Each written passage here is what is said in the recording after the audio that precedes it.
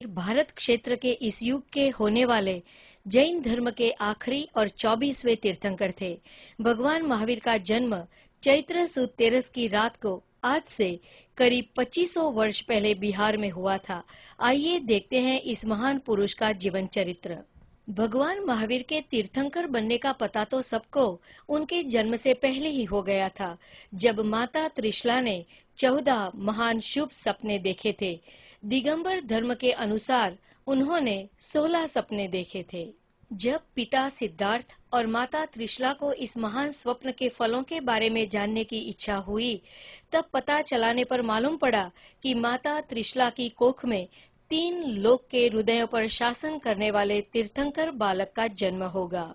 इस खुशी से भगवान महावीर का जन्म उनके माता पिता ने बड़ी धूमधाम से मनाया। उनके साथ सारी जनता ने, यहाँ तक कि स्वर्ग के देवी देवताओं ने भी इस महान दिन का उत्सव मनाया, क्योंकि श्री भगवान महावीर का यह अंतिम जन्म था और जिसे आज हम महावीर जयंती के नाम से मनाते हैं। बचपन से ही भगवान महावीर बहुत बहादुर और निडर थे। माता पिता के चहीते थे। 30 वर्ष की युवा आयु में राजकुमार होते हुए भी भगवान महावीर साधु बने और फिर लगातार 12 वर्ष तक वे आत्म साधना में मौन और लंबे समय तक अन्न से दूर रहे। उन्होंने सबसे पहले मुश्किल मोह, राग और द्वेष पर अपनी जीत प्राप्त की, मगर इस दरमियान उन्हें कई कठिनाइयों का सामना करना पड़ा। इस बीच चंड कौशिक जैसे सांप पर अपनी करुणा बरसाई, तो कभी अग्नि की ज्वाला को भी सहन किया, कभी अपने कान में खिल्ले लगाने वाले को भी चुपचाप सह लिया। इन सब जुल्मों को सहते हुए भी महावीर अपने ध्यान में मग्न रहे और जुल्म ढाने वालों पर भी अपनी करुणा बरसाते रहे। इस तरह श्री महावीर ने मोह, राग और द्वेष पर अपनी जीत पाई और उन्हें वर्धमान से महावीर नाम मिला। 42 वर्ष की उम्र में उन्हें वैशाख सुद दशम के दिन वृजुलिका नदी के पास एक वृक्ष के नीचे केवल ज्ञान की प्राप्ति हुई। वैशाख सुद 11 के दिन उन्होंने जैन संघ यानी चतुर्विध संघ की स्थापना की, जिसमें साधु, साध्वी, श्रावक और श्राविका को शामिल किया गया, जो आज जैन संघ के नाम से जाना जाता है।